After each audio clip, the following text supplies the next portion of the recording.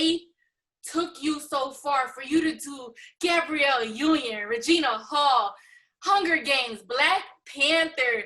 Like, what? Yeah. You were really working out your faith. Like, talk about that. I was working it out. I would land a job. I would go to the job ready. That's the thing. You have to stay prepared. Hello, everyone. Welcome to BTTV. I am your host, Brandy Troop. I'm really excited for today. I have celebrity hairstylist Tracey Moss, now turned author. Tracey, how are you? I am great. How are you? I'm amazing. You look beautiful. We're both rocking our yellow. Great minds think alike. Yes, listen, I want to get into this book, Styling by Faith, a celebrity TV and film hairstylist guide to securing a win. I'm no hairstylist, but I want to win. Let's do it. Tracey, what made you go to write a book? Why would you write a book? You're a hairstylist. What made you want to cross over into that lane? I wrote this book because so many people was asking me so many questions about my career, about how did I go from one level to the next level. People were asking me questions about their kids and to talk to them, to try to get them to the place where they want to be, like get them to their desired place. So I decided someone pitched it to me, and I decided to go ahead and write the book so that I could share my story to help others. And Tracey, what exactly is your story? How did you even get involved in hair in the first place? Well, I started off in Miami. I'm a Florida girl. Miami. Hey, 305. In the building. I went to Miami Southridge Senior High. Oh, okay. Yes. Here we go to Southridge. Yes. And I came to Morris Brown College in Atlanta, and I started doing hair. Hair was always something that I wanted to do, but I went to college. I took the college route. So once I got out of college, I went to hair school, and it was a never-ending story. I've been doing it now for the past 20 years. Now, Tracey, when I read your description, it said after you graduated from Morris Brown that you got a corporate job. Yes. I want to know, while you're pursuing that corporate job, in the back of your head, are you like, you know what, I really should be doing some hair. Like, I'm not supposed to be here. Yes, and that's exactly what it was. I landed a corporate job, but of course, you always want to go up. You always want to move to another ladder. You always want to, move to another level in your career. And I kept hitting entry-level positions. And I was like, I got to do something. I was a millennial mindset, but I wasn't a millennial. And I was like, I have to do something else. And that's when I decided to go for it. Hair was something that I always did. And I just took a leap. I took that jump and I did it. Hey, there's no way you can have the word faith in your title if you didn't possess faith yourself. What are some challenges that you had to overcome? Challenges that I had to overcome was fears. Yeah. Just afraid of taking the leap, just being afraid to take the leap, just being afraid of not knowing where I was going and how was I going to get there. At that time, computers, the internet wasn't as relevant as it is now. Right. So I didn't have any answers. So I just took one step, literally. I took one step at a time, and I did not look back. But it's crazy that you say that it sounds like you were just figuring it out as you were going along. But exactly. It's like that faith took you so far for you to do Gabrielle Union, Regina Hall, Hunger Games, Black Panther. Like, what? Yeah. You were really working out your faith. Like, talk about that. I was working it out. I would land a job. I would go to the job ready. That's the thing. You have to stay prepared. And a lot of people don't get prepared before they take that leap. You have to get prepared. Although I didn't know my directions, I always stayed ready and stayed ready to take the opportunity. And so, yes, it landed me from one level to the next level, and now I'm doing feature films and, movie TV shows and everything like that. What was your first big gig? For television and film, I started off doing Tyler Perry, Meet the Browns. No! Yes, yes. That's my first TV show. That's major. That was your first one? That was my first TV show, and my first movie was American Pie. That was the movie that I worked on. Get out of here. Those are both classics. Okay, so when you're getting these opportunities, what's going through your head? Are you like, oh my God, like I just was at a corporate job. Now I'm on a set with Tyler Perry and Tamala Mann. Like, how does that happen? Like, what's going through your mind? Well, what was going through my head was me making sure that I knew my job, me making sure that I don't make a mistake, because I know that chances, once you get there, you have to, make sure you stay professional. You got to make sure you stay the course. You got to follow directions. So my main thing while I was landing these jobs was, okay, now that my faith got me here, I have to do all the necessary work to stay here. Mm-hmm. So, I had to stay professional. I had to get there on time. I had to, like I said, follow directions and know exactly what I was doing so that I can stay in that position. With the experience that you have under your belt, what are some gems that we can expect to read in your book? I have a lot of chapters in that book, but one of the main things that I like to tell people is to strategize as they're going, to make sure, of course, we take the leaps, but make sure we're not just out there doing anything, because you could waste a lot of time and money. All doors that open, this is my main thing that I stand by. All the doors that open are not meant to go in. Mm-hmm. You have to follow your instinct. You have to go by faith. And if you have a feeling, a gut feeling or something that says, no, that's not a good opportunity, or no, that's not a good door to go in, you have to follow that. I don't care who's behind the door. When you're on something as big as a Black Panther set or Meet the Browns or Hunger Games, American Pie, did you ever start to doubt or question your capabilities, or were you confident all the way through?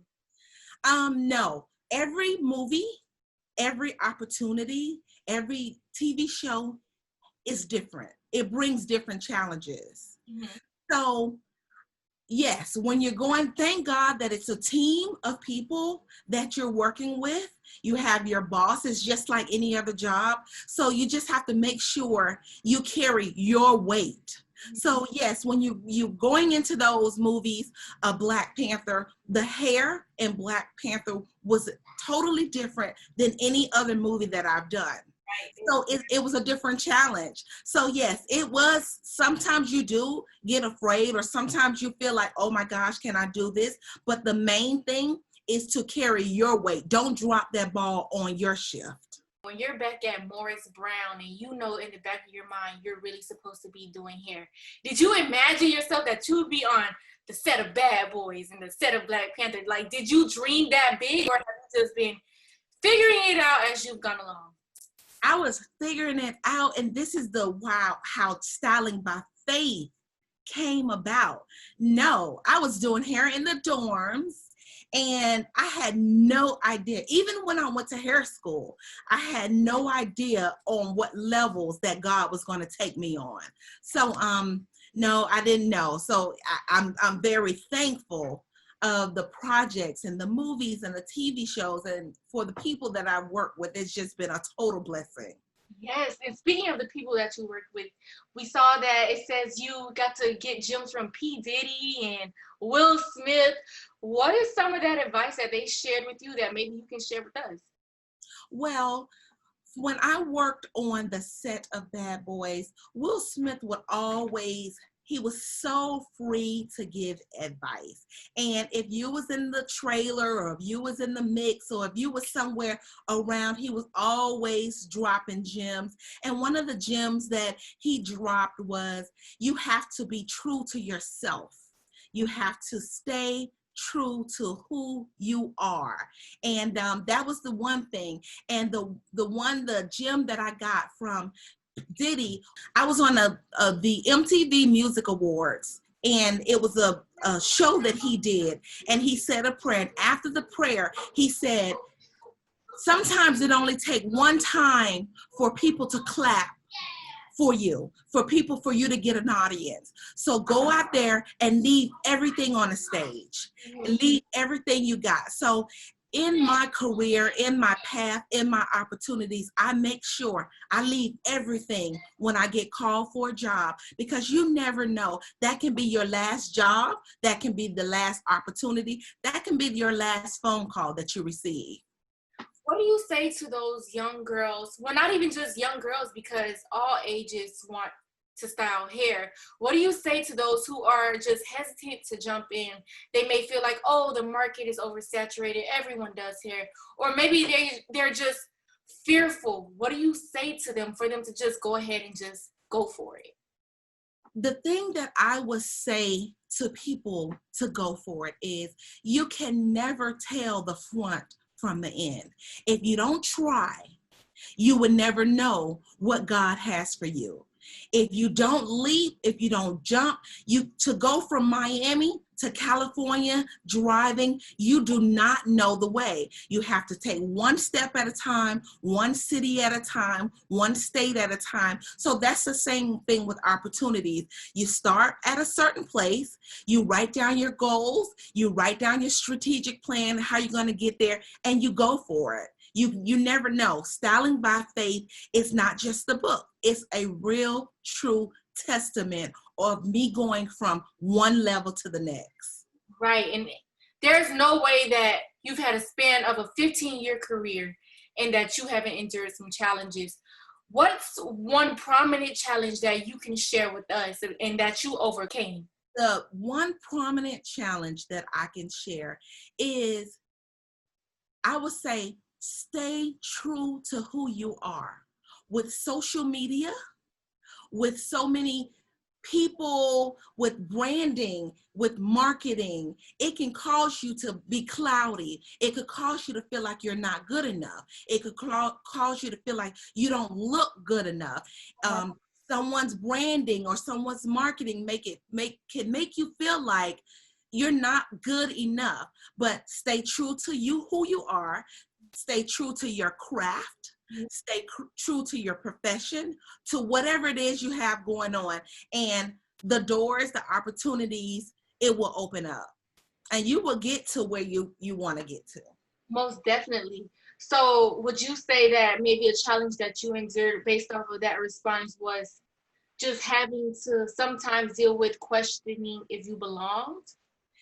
I wouldn't necessarily say if I belong. I would say the challenges is, it's the thing of, once you there, are you good enough to be there? Like, so many times you get on a set, or so many times you get to the place and you're like, okay, you have to take a deep breath and talk to yourself. You got here for a reason. Because like I said, all the challenges are different once you get on set. Everything is different. So it's not one, just as you go through life, once you have something mastered, and then something else will come to you from the left or come to you from the right. And as soon as you get, okay, I have my hair together, then you feel like you're gaining weight. Okay, well, I got the weight under control. Then you feel like your makeup is not good enough. So it's always challenges, something that can cause you to doubt yourself. Yes. So I stick to stay true to yourself. What would you say is the most bold chapter of this book, where it's just like, this is what you really need to focus on? What chapter, what segment of your book would you say is like, look, this is a gold mine right here. Read it and know it.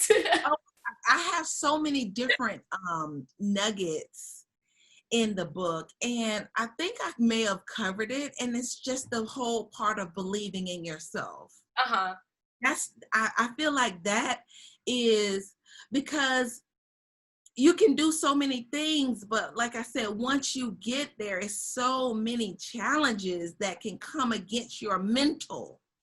Yeah. So I would definitely say believing in yourself would be one of the one of the chapters that I feel like is a gold mine. So many people don't do things because of fear, because of lack of understanding. Just yes, and because sometimes you do things and you fail.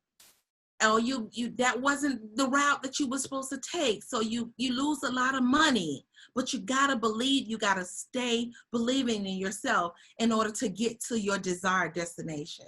Definitely. I do want to know, did you have any allies like alongside of you when you were on this journey? Like, what kept you motivated? Who could you turn to for advice? We all need someone to just lean on. Did you have anyone in your corner? Yes, I did have mentors along the way, and I had a squad of bad chicks on Hey, the side of me, on the left and the right of me. You know, yes, it's all good. So yes, I did. You have to have people around you pumping you up and encouraging you, uplifting you, especially as you go through life, as you go through your journey. So yes, mentors are very, very important. I had some in TV and film. I had a mentor along the way. It's ironic that, you know, as you go along, and that's what I said, you cannot get from 0 to 100. God will put the people in place. You just got to get there. right. And that's what happened to me. I had a mentor every step of the way, but I also had my girls that was on the side of me that wasn't in my field, but we would encourage each other. We would lift each other up. Uh-huh. So I did have a squad. What is it about hair that just makes you happy? The thing about hair that makes me happy is it's so ever changing. Hair is always changing. And from like the films that I do the 20s, I've done 1900s. So I've done 20s, 30s, 40s, 50s.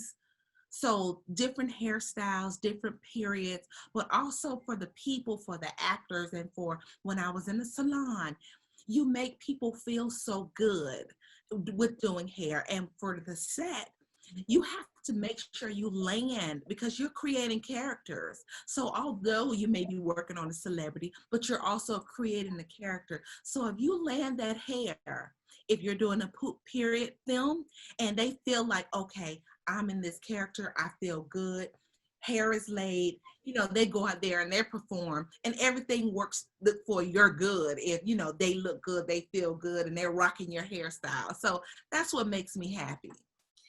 What is it about hair? Like when a woman gets her hair done, it's just like It's everything. honey. Like who is it? Is it Nicki? Is it Beyonce? Is it Halle?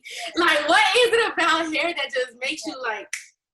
Hair, you can be so many different people, so many different personalities. Hair can make or break you. Hair can make your day. It can Yes. make your day. I mean, it could take you from one mood or one level. Hair is everything. It is. Oh my God. Like, do you switch up your hairstyles out there? I mean, you're a hairstylist. Like, yes. you're just switching it up, just getting it to one day. But I don't switch up as much as I did when I was younger. Uh-huh. Well, yeah, I definitely switch up my hairstyles as well. But who is Tracey outside of hair? Tracey outside of hair is a mother of a 4-year-old, a family, trying to balance her life. Hair, TV, and film takes up so much of your life. So once you disconnect from that, I'm a mother that goes to and from school and do homework and so all that stuff. I'm always trying to center myself outside of TV and film and make sure that my son and my family have what they need in order for me to, if you're happy, everybody is happy. So I just try to make sure, everyone is happy around in my little circle of family. So pretty much you just flexed on us. That's what you're saying. You a star in Hollywood doing Gabrielle Union's hair, and then when you off the set, you a star mom, pretty much. That's my goal. That is my goal. If he win, I win. Right. That is, Tracey, it's been amazing talking to you. How proud are you of your overall journey? Oh my gosh, that's a loaded question. I am still taking it in. I have a quote in the book. Michelle Obama said it best. I am becoming. I am still becoming. I celebrate my wins. Mm-hmm. I celebrate the things that needs to be celebrated, but I stay in a place of humbleness and thankfulness because I know it's always more. So I try not to allow the people or the movies or the situations to allow me to puff myself up. Mm-hmm. So I'm still becoming, I'm proud of myself. I'm very thankful, and I'm always giving God thanks for what he's done and doing in my life. But yes, I'm excited. I'm excited about my journey. I'm excited as well, and I can't wait to read about it. You guys, Styling by Faith, a celebrity TV and film hairstylist guide to securing a win. Even if you're not doing hair, it still has some gems for you that you can apply to any realm. Tracey, where can we get this amazing book? You can get this book from barnesandnoble.com, amazon.com, and walmart.com. Great, you guys. Make sure you go out there and get it. I'm going to get mine. It's 2020. Listen, I'm trying to win for the remainder of the year, honey. Yes, yes. Miss Tracey, you have been an inspiration in talking to you. Thank you so much for having me. You have been an amazing host. Thank you so much. Yes, I appreciate you for having me on your show. Thank you. Continued success. Thank you. You too, sweetheart.